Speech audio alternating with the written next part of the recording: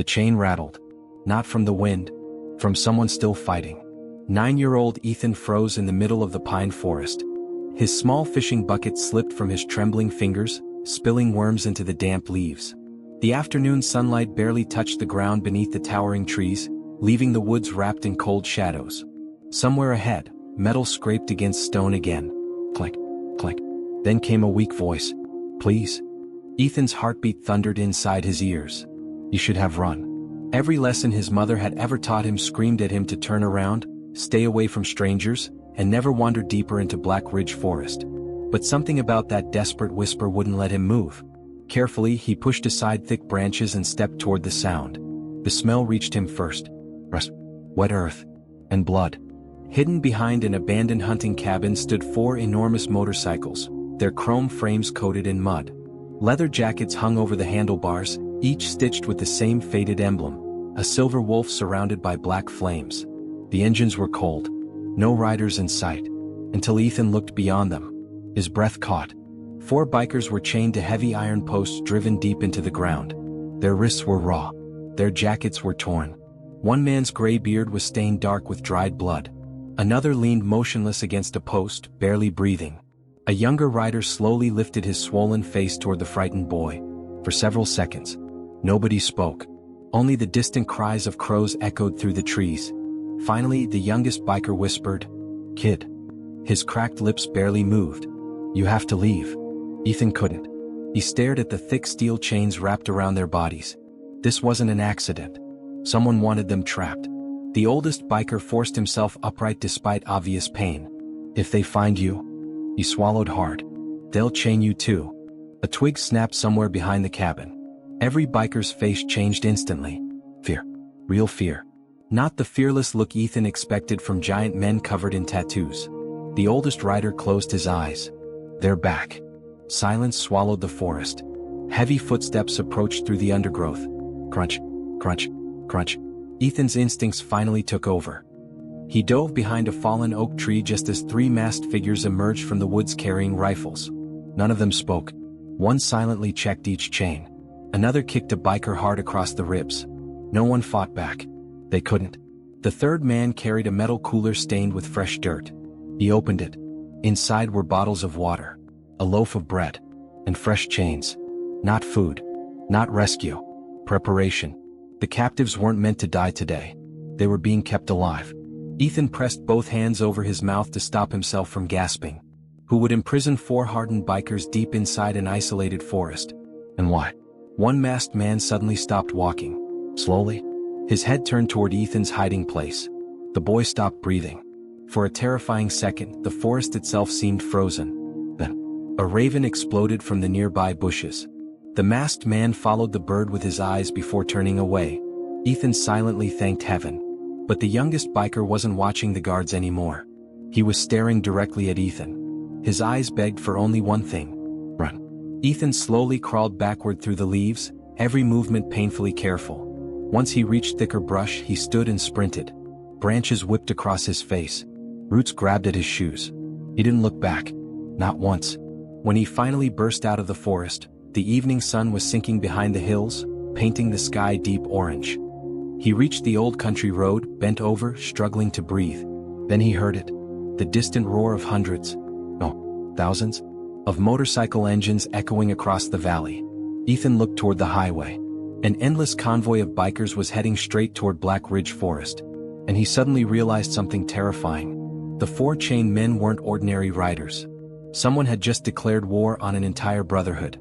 The thunder of motorcycle engines rolled across the valley like an approaching storm. Hundreds became thousands. Chrome flashed beneath the fading sun as an endless column of riders poured onto the old highway, their headlights cutting through the evening haze.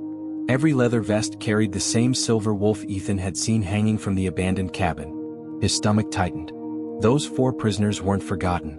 Someone was already searching for them. Without thinking, Ethan ran toward the road, waving both arms. "Stop. Please, stop." Most riders sped past, focused on the forest ahead. Then one massive black touring bike screeched to a halt. Its rider removed his helmet. Long gray hair fell over scarred shoulders, and tired blue eyes studied the frightened boy. What happened? Ethan struggled to catch his breath. "They're alive," 4 of them, chained in the woods. Silence. The rider's expression froze. What patch? The Silver Wolf. The man's face drained of color. He reached for a small radio clipped inside his jacket.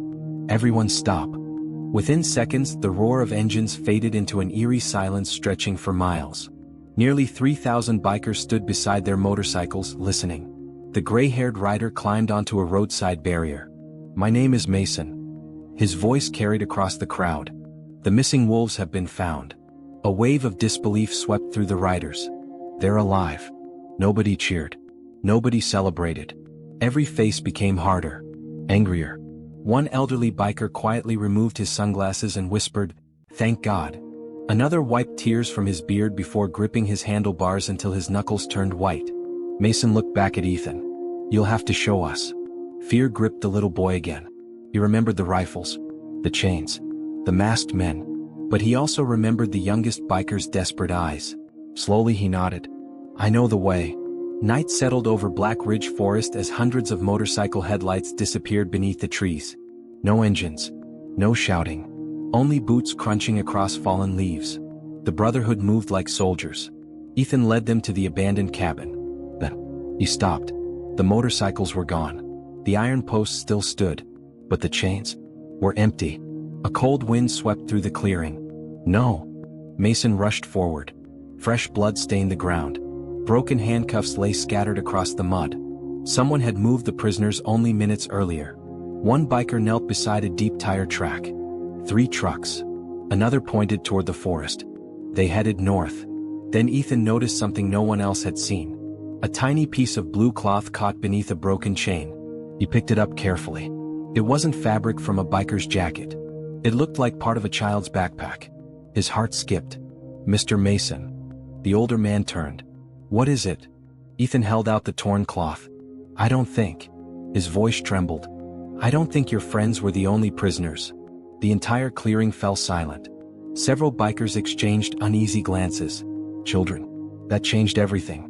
Mason slowly unfolded an old map from his saddlebag. Years ago, Black Ridge had been home to an abandoned mining network stretching for miles beneath the mountains. Most entrances had collapsed decades earlier. Most, but not all. "If they took them underground," Mason muttered, "we're running out of time." Before anyone could answer, a gunshot shattered the silence. Then another. Bullets ripped through the trees from the darkness. Riders dropped behind rocks and fallen logs as flashes of gunfire erupted from every direction. It wasn't an ambush. It was an execution. Someone had been waiting for them. Ethan threw himself behind a tree, covering his ears as chaos exploded around him. Smoke drifted between the pines. Men shouted warnings. Motorcycles toppled onto the forest floor. And through the flashes of gunfire, a single black truck emerged from the darkness. Its rear doors were slightly open. For one heartbreaking second, a bloodied hand reached out from inside. Then the doors slammed shut. The truck disappeared into the night. And every rider knew the rescue had just become a race against time. After the truck, Mason's voice shattered the confusion. Motorcycles roared back to life, their headlights slicing through drifting smoke as hundreds of riders surged after the escaping vehicle. Ethan climbed onto the back of Mason's bike, wrapping his small arms tightly around the old rider's waist. Gravel sprayed behind them as the chase tore through narrow logging roads hidden beneath towering pines. The truck never slowed. It crashed through rusted gates and disappeared into the mouth of an abandoned mining tunnel. One by one, the bikers stopped outside. The tunnel was too narrow, too dangerous. Only a few could enter. Mason looked at Ethan. "You stay here." The boy shook his head. "I saw where they went." Before Mason could argue, a weak voice echoed from inside the darkness. "Help." It was one of the chained bikers. There was no more time to waste. Flashlights pierced the black tunnel as Mason, Ethan, and a handful of experienced riders moved deeper underground. Water dripped from the cracked ceiling. Old rails disappeared beneath years of dust. Every breath carried the smell of rust, damp stone, and fear. Then they found them. The 4 bikers were chained again. But they weren't alone. Behind a locked steel gate sat 6 frightened children, huddled together beneath dirty blankets. Their eyes widened as the lights reached them. Some looked too terrified to speak. Ethan's heart broke. The blue cloth. It had belonged to one of them. A biker rushed toward the prisoners. "Hold on. We're getting you out." Suddenly, a A spotlight flooded the chamber. Slow, cold, blinding. A man's voice echoed through hidden speakers. I was wondering who would find this place first. From an elevated walkway stepped a tall figure dressed in black tactical clothing. His face remained hidden beneath a hood. You should have left the forest alone. Behind him stood a dozen armed guards. Weapons aimed. Safety catches clicked off. The room fell silent. Mason slowly stepped forward. This ends tonight. The hooded man laughed. No. He pressed a small remote. A timer flashed red on the tunnel wall. 5 o'clock. 5 minutes. Explosives.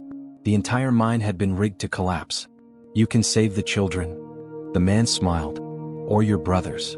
An impossible choice. No one moved. Then the oldest chained biker looked at Mason. His battered face was calm. Save the kids. Another biker nodded. We've lived our lives. Don't waste theirs. Tears filled Mason's eyes. For the first time in decades, the fearless leader looked completely helpless. Ethan stepped closer. No. Everyone looked at the little boy. There has to be another way. His flashlight swept across the chamber. Then he noticed something. Old mining cables stretched across the ceiling, connected to a massive rusted pulley system. An idea. Risky. Almost impossible. Ethan, what are you doing? Mason shouted. The boy climbed onto a broken machine and grabbed the release lever with both hands. Trust me. With every ounce of strength he had, Ethan pulled. Nothing happened. He pulled again. Metal groaned. Then, the ancient pulley snapped into motion. Heavy chains swung across the chamber, smashing into the guards. Their weapons scattered across the floor. The bikers charged without hesitation. Fists replaced bullets. Steel chains became weapons. The chamber erupted into desperate, hand-to-hand combat. Mason reached the prisoners first, breaking their locks with a heavy bolt cutter. Another rider freed the children. Everyone out. The countdown reached 1 minute. The hooded leader tried to escape through a side tunnel, but the youngest biker, once too weak to stand, caught him with a single crushing tackle. You don't leave this time. The Brotherhood carried every child and every injured rider toward the tunnel entrance. With only seconds remaining, they burst into the open air. A deafening explosion ripped through the mountain. The mine collapsed behind them, sending a cloud of dust high into the morning sky. As silence settled, one little girl slowly walked toward Ethan. Without saying a word, she hugged him. 3,000 bikers removed their helmets. Not for a president. Not for a king. For a 9-year-old boy whose courage had reminded them what true strength looked like. Sometimes the smallest hero carries the biggest heart. And that is the kind of legend no chain can ever hold.